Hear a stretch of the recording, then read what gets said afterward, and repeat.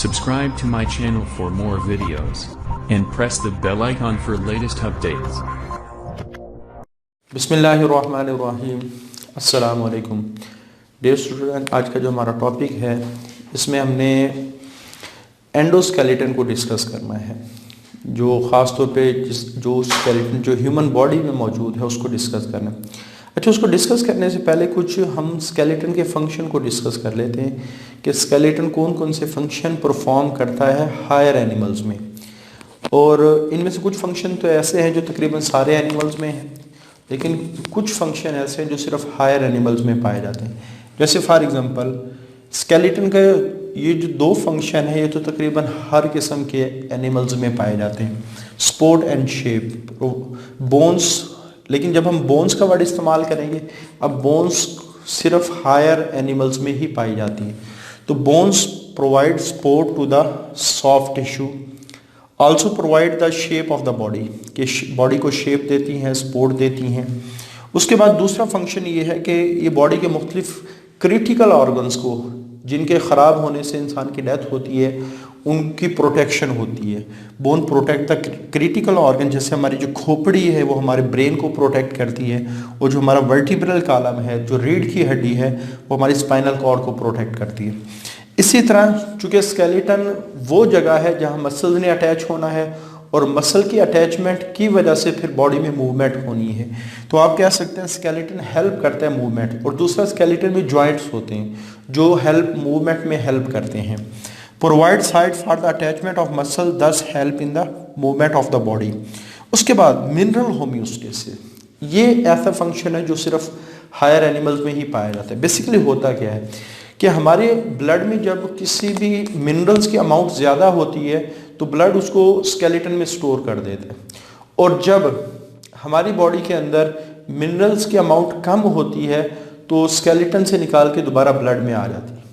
तो इसका मतलब है ब्लड के अंदर जो मिनरल्स की अमाउंट है इसको कभी भी ज़रूरत से ज़्यादा नहीं होना चाहिए, ज़रूरत से कम नहीं होना चाहिए, क्योंकि ज़रूरत से ज़्यादा होना भी नुकसानदेह है, ज़रूरत से कम होना भी नुकसानदेह है। जैसे सिंपल से इसकी एग्जांपल मैं कैल्शियम के लिहाज से देता हूँ। अगर कैल्शियम ब्लड में ज़्यादा हो जाए तो इसका मतलब है किडनी स्टोन बनने के चांसेस बढ़ जाएंगे। इसको हम कहते हैं हाइपर कैल्शियम, जो हमने पिछले चैप्टर में डिस्कस किया था। इसी तरह अगर ब्लड में कैल्शियम लेवल लो हो जाए तो मसल में झटके लगना शुरू हो जाते हैं, इसको हम कहते हैं मस्कुलर टेटनी, जो अगले लेक्चर्स में हम डिस्कस करेंगे। तो बहरहाल ब्लड के अंदर कैल्शियम लेवल को मेंटेन रहना चाहिए। तो ये मेंटेनेंस कैसे होती है? जब ब्लड में कैल्शियम लेवल बढ़ता है तो एक हार्मोन रिलीज होता है जिसका नाम है कैल्सिटोनिन। वो क्या करता है कि ब्लड से कैल्शियम निकाल के बोन्स में डिपॉजिट कर देते हैं। और इसी तरह जो ही ब्लड के अंदर कैल्शियम लेवल कम होता है तो एक हार्मोन रिलीज होता है जिसको हम कहते हैं पैरेट हार्मोन। ये चैप्टर नंबर 17 में लिखे हुए हैं। तो वो क्या करता है, बोन से कैल्शियम को निकाल के दोबारा ब्लड में ले आता है। इस तरह ब्लड का कैल्शियम लेवल कभी भी डिस्टर्ब नहीं होता। उसकी डिस्टर्बेंस की वजह से हमारी बॉडी में जो इंटरनल कंडीशन है वो मेंटेन नहीं रह सकती। इस वजह से हम कह सकते हैं स्केलेटन होम्योस्टेसिस को मेंटेन करने में हेल्प करता है। तो bone serve as a store house of potassium, sodium, calcium and phosphate. ये सारे एलिमेंट है जो ब्लड में इनकी क्वांटिटी ज़्यादा होती है तो स्केलेटन में उनको स्टोर कर दिया जाता है। और through negative feedback, negative feedback क्या होता है? जिसमें काम अपोजिट हो रहा हो। ब्लड का कैल्शियम लेवल कम होने लगा, उसके कैल्शियम लेवल को बढ़ाया जा रहा हो, और अगर कैल्शियम लेवल बढ़ा हुआ है उसके कैल्शियम लेवल को कम किया। इसको इस तरह के फीडबैक को हम नेगेटिव फीडबैक कहते हैं। तो ये आमतौर पे हमारी बॉडी में ज़्यादातर जो एक्टिविटी है वो नेगेटिव फीडबैक के ज़रिए से ही कंट्रोल हो रही है। तो नेगेटिव फीडबैक की डिटेल चैप्टर 15 में भी हम डिस्कस कर चुके हैं। अगर आपको डिटेल चाहिए तो आप वो लेक्चर सुन सकते हैं। तो through negative feedback bone can release the minerals to maintain the homeostasis. उसके बाद अगला जो फंक्शन है जो ह्यूमन बॉडी में भी हो रहा है, तो ब्लड सेल प्रोडक्शन। चूँकि red and white blood cells are produce in bone, तो बोन मैरो की अगर डेफिनेशन पूछ ली जाए कि ऐसा कनेक्टिव टिश्यू जो बोन्स में पाए जाते हैं जिसमें रेड और वाइट ब्लड सेल बन रहे हों तो वो बोन मैरो कहलाता है। तो बोन मैरो की डेफिनेशन भी आप लोगों को आनी चाहिए, मे भी हो सकता है ये शॉर्ट क्वेश्चन में पूछ ली जाए। अच्छा, उसके बाद जो मेजर स्केलेटन है जो ह्यूमन बॉडी का भी है और तकरीबन सारे मैमल्स में ये पाया जाता है, वो है एंडोस्केलेटन्स। एंडोस्केलेटन्स तो एंडोस्केलेटन्स बेसिकली इसमें दो किस्म के टिश्यू होते हैं, एक को बोन कहा जाता है, एक को कार्टिलेज कहा जाता है। Endoskeleton is primarily made of two types of tissue, bone and cartilage, और दोनों कनेक्टिव टिश्यू की एक टाइप्स है, और दोनों के अंदर लिविंग सेल्स होते हैं, और लिविंग सेल खास किस्म के प्रोटीन के अंदर एम्बेड होते हैं जिसका नाम कोलेजिन प्रोटीन है। तो ये आप लोगों ने याद रखना है, ऑब्जेक्टिव के लिहाज से इंपॉर्टेंट है कि बोन्स में पाई जाने वाली प्रोटीन का नाम क्या है, कोलेजिन प्रोटीन्स। ठीक है, तो पहले हम बोन्स को डिस्कस कर लेते हैं। Bone is the most rigid form of connective tissue. अब कनेक्टिव टिश्यूज क्या है, पहले इसकी डेफिनेशन कर लेते हैं। आमतौर पे वो टिश्यू जो हमारी बॉडी को सपोर्ट देते हैं और डिफरेंट ऑर्गन्स को वो बाइंड कर रहे होते हैं, तो उनको कनेक्टिव टिश्यू कहा जाता है। वैसे साइंटिफिकली देखें तो इनकी डेफिनेशन कुछ डिफरेंट भी हो सकती है, लेकिन आप लोगों की के लिए आसान जो डेफिनेशन वो यही है, support and bind the different organ, जो डिफरेंट ऑर्गन को बाइंड कर रहे होते हैं, डिफरेंट टिश्यूज को बाइंड कर रहे होते हैं। इवन ऑर्गन की जगह आप टिश्यू का वर्ड इस्तेमाल कर लें तो ये ज़्यादा बेहतर होगा। जैसे अगर हम देखें हमारी हड्डियाँ क्या कर रही हैं, हमारे जिस्म के मुख्तलिफ हिस्सों को कनेक्ट कर रही हैं, तो ये कनेक्टिव टिश्यू है। हमारा ब्लड एक कनेक्टिव टिश्यू की एग्जाम्पल है जो मुख्तलिफ ऑर्गन्स को क्या कर रहा है, कनेक्ट कर रहा है। इसी तरह हमारे मसल्स भी मुख्तलिफ चीज़ों को कनेक्ट कर रहे हैं, तो वो कनेक्टिव टिश्यू है। एक चीज़ है जिसको हम कहते हैं टेंडन, जो मसल को बोन से कनेक्ट कर रहा है, तो वो भी कनेक्टिव टिश्यू है। तो बहरहाल डिफरेंट ऑर्गन्स को, डिफरेंट टिश्यू को आपस में जो बाइंड कर रहे हैं, तो उनमें ज़्यादातर कनेक्टिव टिश्यू ही होते हैं। कंपोजिशन की बात करें तो बोन्स में प्रोटीन्स के फाइबर्स होते हैं, तो यहाँ से एक ऑब्जेक्टिव में निकल सकता है कि कोलेजिन किस किस्म की प्रोटीन है, क्योंकि प्रोटीन की दो टाइप्स हैं, ग्लोबुलर प्रोटीन और एक फाइब्रोस प्रोटीन। तो collagen is a fibrous proteins, इस वजह से हम वर्ड इस्तेमाल किया गया collagen fibre. Harden by the deposition of calcium phosphate, और इसमें कैल्शियम फॉस्फेट की डेपोजिशन से इसको ज़्यादा हार्ड किया गया। यहाँ भी ऑब्जेक्टिव जो स्टूडेंट को कंफ्यूज करती है, पिछले लेक्चर में हमने एक्सोस्केलेटन के बारे में डिस्कस किया था, वहाँ डेपोजिशन कैल्शियम कार्बोनेट की होती है, यहाँ डेपोजिशन किसकी हुई है, कैल्शियम फॉस्फेट की। तो ये भी ऑब्जेक्टिव है जो स्टूडेंट को कंफ्यूज कर सकता है। स्ट्रक्चर की अगर हम बात करें तो आमतौर पे वो बोन्स जो हमारी टांगों में है, जो हमारे बाजुओं में है, उसके दो पोर्शन हैं। एक बाहर वाला पोर्शन उसको कॉम्पैक्ट बोन कहा जाता है, एक अंदर वाला पोर्शन जिसको स्पॉन्जी बोन कहा जाता है। कॉम्पैक्ट जिसमें दरमियान में खला ना हो, उस सरफेस को हम कहते हैं कॉम्पैक्ट। जैसे ये बोर्ड कॉम्पैक्ट है कि दरमियान में कोई सुराख वगैरह नहीं है, तो ऐसे सरफेस जिसमें कोई सुराख वगैरह ना हो वो कॉम्पैक्ट सरफेस कहलाती है। स्पॉन्जी, नाम स्पॉन्जिस से निकला है, और स्पॉन्जिस आपको पता है कि ऐसा ग्रुप है एनिमल्स का जिसमें सुराख ही सुराख होते हैं। ठीक हो गया। तो जो चीज़ कॉम्पैक्ट होती है वो आमतौर पे ज़्यादा डेंसिटी रखती है, क्योंकि उसमें गैप्स नहीं होते, गैप्स की वजह से चीज़ हल्की हो जाती है। तो compact bone outer shell of the bone, bone का बाहर वाला शेल है। कॉम्पैक्ट बोन ये ज़्यादा भारी है, डेंस है, स्ट्रॉन्ग, मजबूत भी ज़्यादा है, और ये चूँकि बाहर वाली सरफेस में मौजूद होती है तो इसका काम मसल्स को अटैच करना है, तो ये मसल को अटैच करेगी। तो ये जो ग्रीन पोर्शन आपको नज़र आ रहा है ये कॉम्पैक्ट बोन का है। अच्छा, उसके बाद जो बोन के अंदर वाला हिस्सा है वो हमेशा हल्का होता है। हल्का क्यों होता है? क्योंकि उसमें पोर्स होते हैं, पोर्स की वजह से चीज़ हल्की हो जाती है। और इसके अंदर ब्लड वेसल और ब्लड बोन मैरो है, और बोन मैरो वो जगह है जहाँ ब्लड प्रोडक्शन हो रही है। तो ये अक्सर डिफरेंस आ जाता है कॉम्पैक्ट बोन और स्पॉन्जी बोन में डिफरेंस लिखे, तो अंदर वाला पोर्शन स्पॉन्जी कहलाता है और बाहर वाला पोर्शन कॉम्पैक्ट कहलाते हैं। उसके बाद बोन सेल, तीन तरह के सेल है, ऑस्टियोब्लास्ट, ऑस्टियोसाइट, ऑस्टियोक्लास्ट। ऑस्टियो का वर्ड जब भी आएगा तो इसका मतलब है बोन से रिलेटेड कोई ना कोई बात हो रही, हड्डी से रिलेटेड कोई ना कोई बात हो रही। हमारे पास सेल की दो टाइप्स हैं, एक को हम कहते हैं ब्लास्ट, एक को हम कहते हैं साइट। ब्लास्ट हमेशा इमेच्योर सेल को कहा जाता है और साइट हमेशा मेच्योर सेल को कहा जाता है।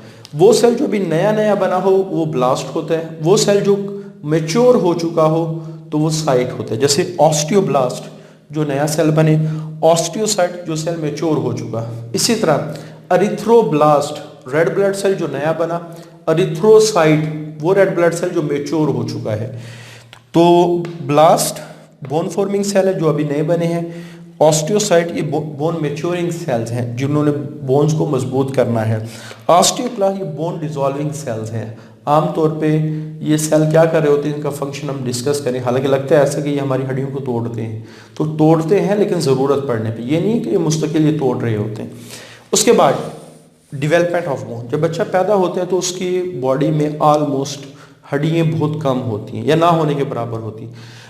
उसकी बॉडी का सारा जो ढांचा है वो कार्टिलेज से मिलके बना है। इस वजह से आपने देखा होगा बच्चे की बाजू, उंगलियाँ, इवन जो सर है वो सारा बड़ा फ्लेक्सिबल होता है, बड़ा इलास्टिक होता है, उसमें लचक होती है। इस वजह से आपने देखा होगा जब बच्चा पैदा होता है तो औरतें क्या करती हैं, आमतौर पे सर पे हाथ रख के सर को एक प्रॉपर शेप दे रही होती है। हालांकि हार्ड चीज़ को की शेप नहीं बदली जा सकती, जो इलास्टिक होती है, फ्लेक्सिबल होती है, उसकी शेप बदली जा सकती है। तो हमारी बॉडी के अंदर पैदाइश के वक्त आमतौर पे कार्टिलेज होती है, फिर कार्टिलेज को with the passage of time bones में कन्वर्ट किया जाता है। यानी हर गुजरते दिन के बाद हमारे जो कार्टिलेज को डिज़ोल्व करके उसकी जगह बोन्स बनाई जा रही होती हैं। तो अर्ली इन द डेवलपमेंट, जब डेवलपमेंट हो रही होती है, बोन इज़ रिप्लेसिंग कार्टिलेज। तो बोन कार्टिलेज को रिप्लेस करती है। जैसे ऑस्टियोक्लास्ट पहले हमला करते हैं, इन्वेड करते हैं, वो क्या करते हैं, डिसोल्यूशन ऑफ कार्टिलेज, कार्टिलेज को वो डिसॉल्व कर देते हैं। ऑस्टियोब्लास्ट, फिर ऑस्टियोब्लास्ट बोन बनाना शुरू करते हैं। Matrix of bone is hardened, और फिर उस बोन्स को मजीद हार्ड किया जाता है। तो और फिर उस हार्ड मटेरियल में ऑस्टियोब्लास्ट ट्रैप हो जाते हैं। ठीक है, तो ये काम जब माँ के पेट में बच्चा होता है वहीं से स्टार्ट होता है। ये नहीं कि जब बच्चा पैदा होता है उसमें सारी कार्टिलेज होती हैं, यानी आप कह सकते हैं इनिशिएशन की बात हो रही है। तो with the passage of time जो जो बच्चे की डेवलपमेंट अंदर बढ़ती है वो आहिस्ता आहिस्ता वो स्केलेटन में कन्वर्ट हो रहा है, फिर बाहर आके वो मज़ीद स्केलेटन में कन्वर्ट हो रहा है, और फिर जब बड़ा होता है तो उसको मज़ीद मजबूत बनाया जा रहा होता है। तो ये जो रिप्लेसमेंट का काम है ये नहीं इसके पैदाइश के बाद स्टार्ट होता है। अक्सर स्टूडेंट कंफ्यूज होते हैं जब हम बात करते हैं कि पहले बच्चे में कार्टिलेज, तो पैदाइश के फ़ौरन बाद नहीं स्टार्ट होता, ये माँ के पेट में ही काम स्टार्ट हो जाता है। हाँ, कंप्लीट ये बाहर आके होता है। उसके बाद कार्टिलेज, कार्टिलेज के अगर हम करैक्टर की बात करें तो ये बोन से सॉफ्टर हैं। उसके बाद ये भी कनेक्टिव टिश्यू की एक टाइप है, और इम्पॉर्टेंट ऑब्जेक्टिव है इसमें कोई ब्लड वेसल, बोन के अंदर वाले हिस्से में ब्लड वेसल होती है, यहाँ कोई ब्लड वेसल नहीं होती। अक्रेंस की बात करें तो आमतौर पर जॉइंट्स के दरमियान में होती है। यानी आप ये समझ लें कि जैसे ये एक बोन का दो बोन जहाँ आपस में मिलती हैं उसको हम कहते हैं ये जॉइंट बना हुआ। तो आमतौर पे जॉइंट्स के जो एंड है उनको फ्लेक्सिबल बनाने के लिए, क्योंकि जॉइंट्स पर जितनी ज़्यादा फ्लेक्सिबिलिटी होगी उतनी ही ज़्यादा मूवमेंट, तो उनको कार्टिलेज का बनाया जाता है। उसके बाद जो हमारे flexible portion of nose and external ear, तो ये वाली तो हड्डी है नाक की, लेकिन ये वाला हिस्सा जहाँ औरतें आम तौर पे वो कोका लगाती हैं या कोई चीज़ लगाती हैं, ये वाला हिस्सा ये कार्टिलेज का बना। इसी तरह जो कान वाला है, कान सारा कार्टिलेज का बना हुआ है, ये वाला हिस्सा। तो जो फ्लेक्सिबल पोर्शन है, चाहे वो कान के हो, नाक के हो, तो वो कार्टिलेज के बने होते। तो आप देखें ना कितनी ज़्यादा फ्लेक्सिबिलिटी इस पोर्शन। ये वाला हिस्सा बोन का है, ये सारा नाक नहीं, जो सख्त हिस्सा है, यानी आप जब नाक पे हाथ लगाएंगे जो सख्त हिस्सा आपको नज़र आएगा, वो महसूस होगा, वो बोन है। जो नरम हिस्सा है वो कार्टिलेज। अच्छा, उसके बाद जैसे बोन्स के सेल्स हैं, ऑस्टियोब्लास्ट हैं, ऑस्टियोसाइट हैं, ऑस्टियोक्लास्ट हैं, तो इसी तरह कॉन्ड्रो का वर्ड जब भी आएगा, कॉन्ड्रो, तो ये कॉन्ड्रो का लफ्ज़ी मतलब ही कार्टिलेज है। तो ऐसे सेल जो कार्टिलेज के हों, तो लिविंग सेल ऑफ कार्टिलेज ये क्या करते हैं कि ये flexible non living matrix create करते हैं जिसका नाम है कोलेजिन, और ये कोलेजिन कॉन्ड्रोसाइट के इर्द गिर्द फिर मौजूद होता है। उसके बाद टाइप्स, आपकी बुक में तो 2 टाइप्स लिखी हुई हैं, लेकिन देखा जाए तो वैसे 3 टाइप्स हैं, एक कुछ टाइप्स आगे भी लिखी हुई हैं, लेकिन टाइटल में बुक वाले ने यहाँ 2 टाइप्स लिखा है, क्योंकि 2 बड़ी टाइप्स हैं। ये बहुत ही लेस कॉमन है, इस वजह से शायद उसने इसको कंसीडर ना किया हो।